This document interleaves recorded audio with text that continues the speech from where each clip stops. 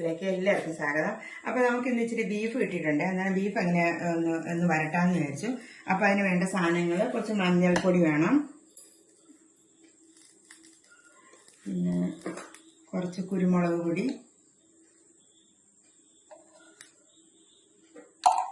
കുറച്ച് ഇഞ്ചി വെളുത്തുള്ളി പേസ്റ്റ്, അതിനൊരു 1/2 സ്പൂൺ ഇഞ്ചി വെളുത്തുള്ളി, 1/2 സ്പൂൺ ഇഞ്ചി,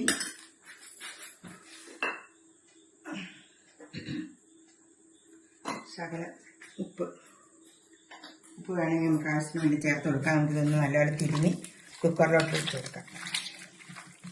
ഇതിപ്പോൾ പുരട്ടി ഒരു അരമണിക്കൂർ വെക്കുകയാണെങ്കിൽ നല്ലതാണ്. ഇല്ലെങ്കിലും കുഴപ്പമൊന്നുമില്ല. കുക്കറിൽ വെച്ചിട്ട് നമുക്ക് വേണമെങ്കിൽ പിന്നെ നമ്മളിതെല്ലാം പിന്നെയും ചേർക്കുന്നുണ്ട്. അങ്ങനെ നന്നായിട്ട് തിരുമ്മി കൊടുക്കാം. നമുക്കിതിന് കുക്കറിലോട്ട് ഇട്ട് കൊടുക്കാം.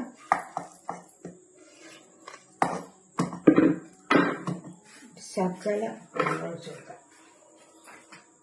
വെള്ളം ഒന്ന് ഒഴിച്ചു കൊടുക്കാം. വേഗാനും ബീഫിൽ നിന്ന് വെള്ളം ഇറങ്ങും. നമുക്ക് നടുക്കാലോട്ട് ഒഴിച്ചു കൊടുക്കാം.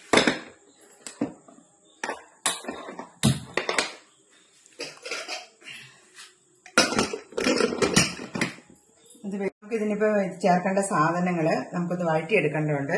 കുറച്ച് തേങ്ങ ചെറുതായിട്ട് അരിഞ്ഞിട്ടുണ്ട്. പിന്നെ ഒരു 10-20 കൊച്ചുള്ളി, ഒരു 5-6 പച്ചമുളക്, പിന്നെ ഇഞ്ചി വെളുത്തുള്ളി പേസ്റ്റ്, ഒരു 2 സ്പൂൺ മുളക് പൊടി, എരിവുള്ളതും എരിവില്ലാത്തതും കൂടെ, ഒരു 1.5 സ്പൂൺ മല്ലിപ്പൊടി നമ്മൾ എടുത്ത് വെച്ചിട്ടുണ്ട്. നമുക്കതിന് അടുപ്പ് കത്തിച്ചു കൊടുക്കാം. നമുക്ക് എണ്ണ ഒഴിച്ചു കൊടുക്കാം.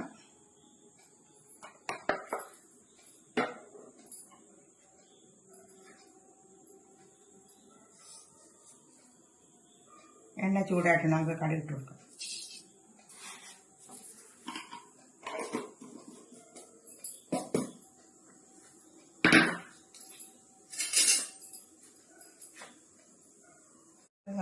നമുക്കിതിൽ ഓൾ സ്പൈസസ് ഇട്ട് കൊടുക്കാം.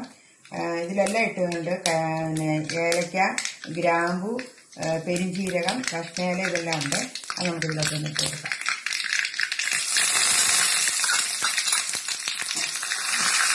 പൊട്ടുന്ന സമയത്ത് നമുക്ക് തേങ്ങ ഇട്ട് കൊടുക്കാം. തേങ്ങ മൂത്ത് വരട്ടെ.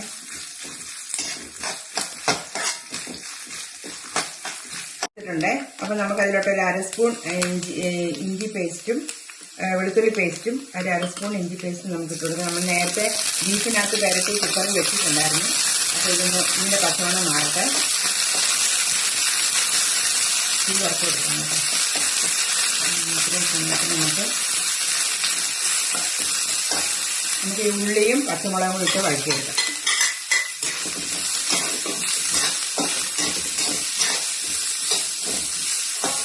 ഞാനെപ്പോഴും കൊച്ചുള്ളി ഉപയോഗിക്കുന്നത്. സവോളയെക്കാട്ടിലും നല്ലത് എപ്പോഴും കൊച്ചുള്ളി തന്നെയാണ്. അപ്പം കൊച്ചുള്ളി അധികം ഉള്ളിയൊന്നും വേണ്ട. അരച്ചെണ്ണയിൽ കുറച്ച് ഉള്ളി മതി. ഇതൊന്നും നന്നായിട്ടൊന്നും ബ്രൗൺ കളറാകുന്നതുകൊണ്ട് നമുക്ക് വഴറ്റിയെടുക്കാം. നല്ല ബ്രൗൺ കളറായിട്ടുണ്ട്. നമുക്ക് ഈ പൊടിയൊക്കെ ഇതിലോട്ട് ചേർത്ത് കൊടുക്കാം. ആദ്യം മുളക് പൊടി ചേർക്കാം.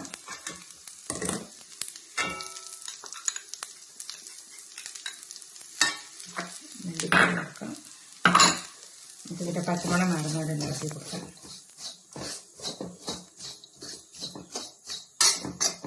പച്ചമുളകൊക്കെ മാറ്റി നമുക്ക് വേവിച്ച് വെച്ചേക്കുന്ന ബീഫ് ഇതിലോട്ട് ചേർത്ത് കൊടുക്കാം.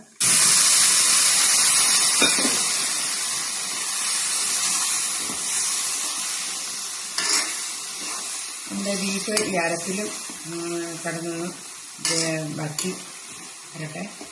അതുവരയ്ക്ക് നമുക്കൊന്ന് വേവിക്കില്ല. ചെറിയ തീയിലിട്ട് കൊടുക്കാം. പതുക്കെ കിടന്ന് വെന്ത് വറ്റി വരട്ടെ.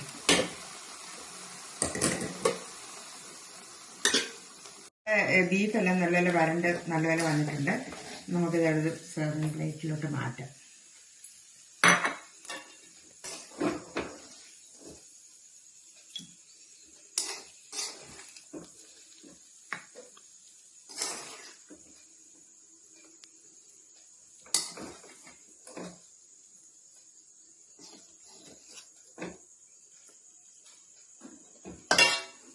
അപ്പോൾ നമ്മുടെ സ്വാദിഷ്ടമായ ബീഫ് വരട്ടിയത് റെഡി ആയിട്ടുണ്ട്.